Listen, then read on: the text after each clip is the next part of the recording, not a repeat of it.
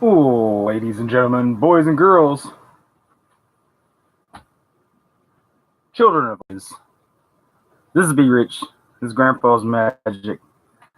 And tonight, we went to go draft, but not enough people showed up for it to fire off. So we went ahead and opened those packs. I pulled a Dovin, a breeding pool, and a smothering tithe out of my 3-pack, so that's not too bad. Made money back and then some. But we decided to go to the other card shop, Mana Vault, Casual Gaming here in Wichita, Kansas. And I bought me 3 packs of Cons of Tarkir. Obviously looking for those fetch lands. And I was like, debated. I was like, I didn't know what to get. And girl was like, well, we should go either Cons or Battle for the fetch lands for here, and the expeditions for and Battle for Zendikar and whatnot. But we was like, we have a better chance of getting fetch lands out of Cons than we do the expeditions. So we just figure try for the fetches. So we're going to start this off with a Scaldkin. It's 3 and a blue for a 2/2 creature elemental with flying. It has an ability 2 and a red, sacrifice Scaldkin, and Scaldkin deals 2 damage to target creature or player. Next we have Arrow Storm, 3 and 2 red for a sorcery. It deals 4 damage to target creature or player. It has Raid. If you attack with a creature this turn, instead Arrow Storm deals 5 damage to that creature or player, and damage can't be prevented. Seems 5 and that was an awful lot. But 5 for 5, I guess, isn't too bad. 2 and a white for Mardu Horde Chief. He's a 2/3 human warrior with Raid. When he ETBs, if you attack with a creature this turn, put a 1/1 white warrior creature token onto the battlefield. Whirlwind Adept, 4 and a blue for a 4/2 Djinn Monk with hexproof and prowess. Awaken the Bear, 2 and a green for an instant. Target creature gets +3/+3 and gains trample until end of turn. Not too bad. 3 though. Molting Snakeskin. It's 1 black for an enchantment. Enchanted creature gets +2/+0 and has pay 2 and a black, regenerate this creature. That's not too shabby. It's not bad. Next is Rakshas's Secret, 2 and a black for a sorcery. Target opponent discards 2 cards. Put the top 2 cards of your library into your graveyard. For those people that like to self-mill, I don't mind self-milling in Muldrotha, or Kess. Kess is another good one. Next is Mardu Banner. It's a 3-drop artifact. Add Mardu red, white, or black to your mana pool. You can pay Mardu, tap, sacrifice Mardu Banner, and draw a card. Naturalize, 1 and a green, instant, destroy target artifact enchantment. It's always a classic. Blossoming Sands, it's a land that enters tapped and enters the battlefield. You gain a life, and you can tap it for green or white. That'll be the commons. Next, we got Blinding Spray to start off our uncommons. It is 4 and a blue for an instant. Creatures your opponents control get -4/-0 until end of turn. Draw a card. Pretty impressive. It's all of the creatures your opponents control, and you get to draw a card. And it's instant. 5 though. I don't know about that. Secret Plans is a 2-drop enchantment for green and blue. Face down creatures you control get +0/+1, and whenever a permanent you control is turned face up, draw a card. It's a pretty decent card for Animar morph build. Any morph card build, really. Next is Despise. It's a 1-drop sorcery. Target opponent reveals his or her hand. You choose a creature or planeswalker card from it. That player discards that card. I'm going to call it right now that I bet you this is going to get a reprint in War of the Spark. It was in standard before, obviously, and fairly recent. Not like outrageously years and years ago. Cons wasn't that too long ago, but because War of the Sparks is going to be heavy on the Planeswalker, come on, choose a creature or Planeswalker. You know they're going to reprint this card. If they don't, and I'm wrong, hey, I don't know. I'll have to suck it up and be wrong. And if they don't reprint this exact thing, there'll be something similar that allows you to make them discard the Planeswalkers. And a rare is Trail of Mystery. It's 1 and a green for enchantment. Whenever a face-down creature enters the battlefield under your control, you may search your library for a basic land card, reveal it, put it into your hand, and then shuffle your library. Whenever a permanent you control is turned face up, if it's a creature, it gets +2/+2 until end of turn. That's not too bad. Not too bad. I would imagine that that'd be another good one for the Animorph style deck. And this is the other pack that Sarah, my girlfriend, picked out. She picked out this pack and this pack. I picked out this pack. So we'll save mine for last. Hoping that this one might pull some better stuff. So starting off, we'll get Rush of Battle. It's 3 and a white for a sorcery. Creatures you control get +2/+1 until end of turn. Warrior creatures you control gain lifelink until end of turn. I just may have to add this to my Najila build. Just maybe. It's 4-drop is, but it does do a thing. Next is Disdainful Stroke. It's 1 and a blue for an instant. Counter target spell with converted may cost 4 or greater. It's another. I feel that they might reprint that in War as well, just because I imagine that there's going to be quite a few of those Planeswalkers that cost 4 or more. I could be wrong about that one. That one I don't get as strong of a feeling as I do with 5, but it wouldn't surprise me if they did reprint it. Next is Swift Kick. It's 3 and a red for an instant. Target creature you control gets +1/+0 until end of turn. It fights target creature you don't control. The fight is okay, but I prefer to just deal the damage to my creature equal to its power to your creature instead of actually them dealing damage to each other. But fighting is still good. It's just not as good as Rabid Bite style. Next is Dragon Scale Boon. 3 and a green for an instant. Put 2 +1/+1 counters on target creature and untap it. That's not too bad. I'd play that in something like my Savala parlay. Yeah. Next is Molten Snakeskin. We've already gone over that card, so we'll go ahead and skip it. Next is Mystic of the Hidden Way. It's a 4 and a blue for a 3/2 human monk. Mystic of the Hidden Way can't be blocked, and it has Morph for 2 and a blue. Morph is you may cast this card face down as a 2/2 creature for 3 mana. Turn it up anytime for its Morph cost.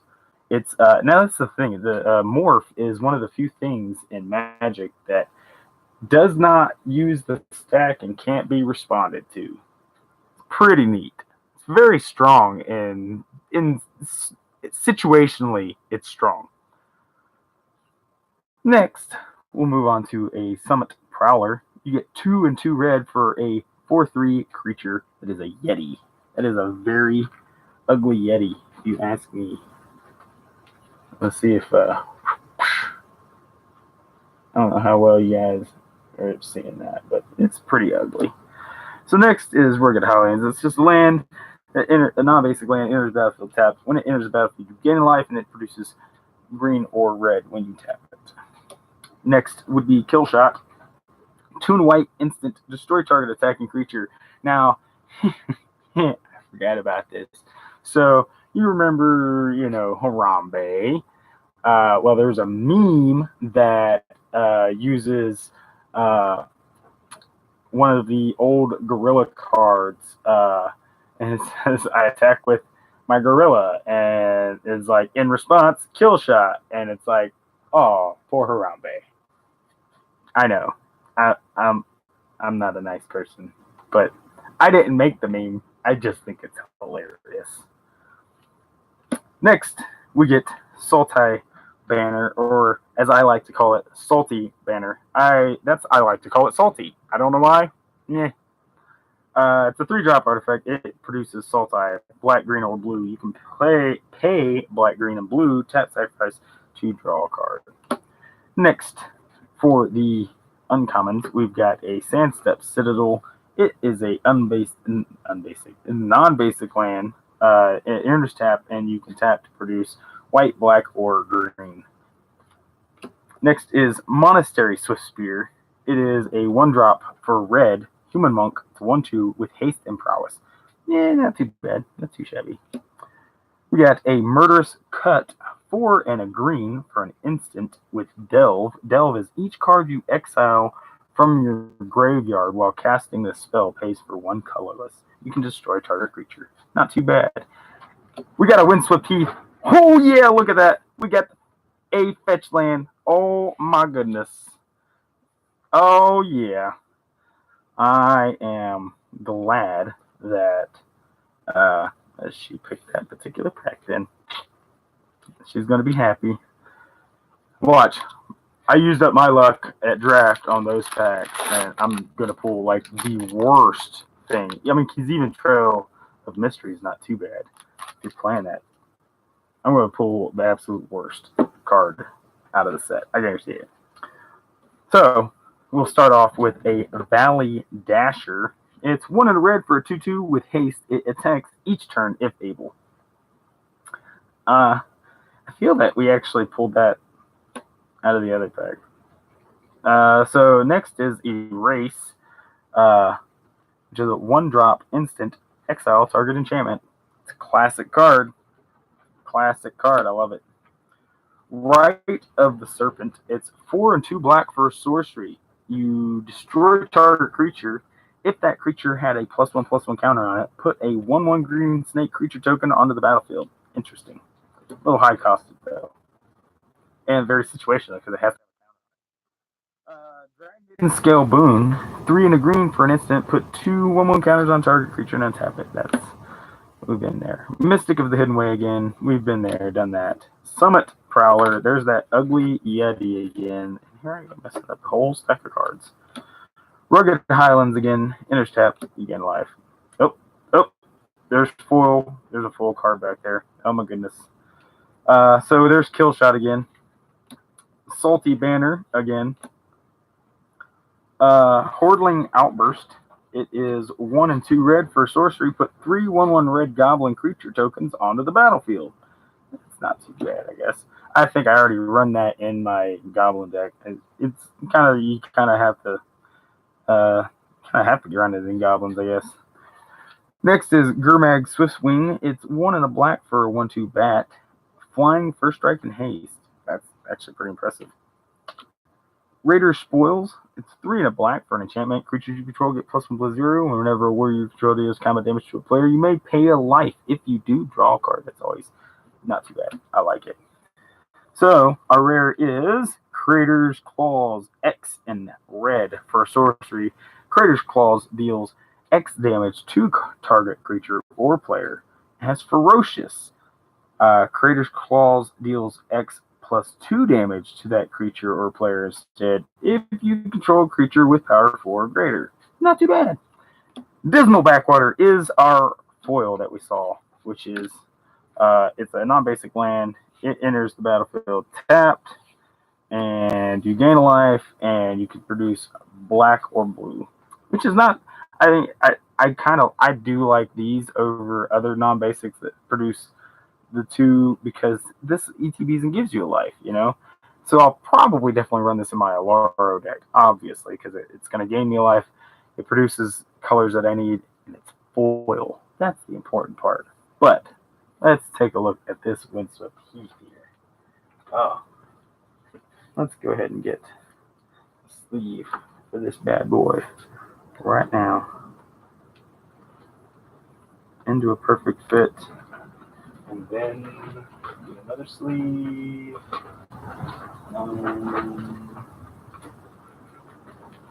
Daggone it, I can't seem to find a spare stuff here. Which is weird. Where'd they all go?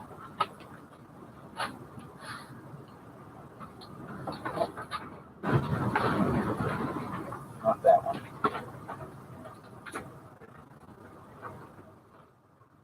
That one will work. That'll work. Boom, one of those. And, oops. Let me just slide it up in here. Just like that. And press all the air out of it.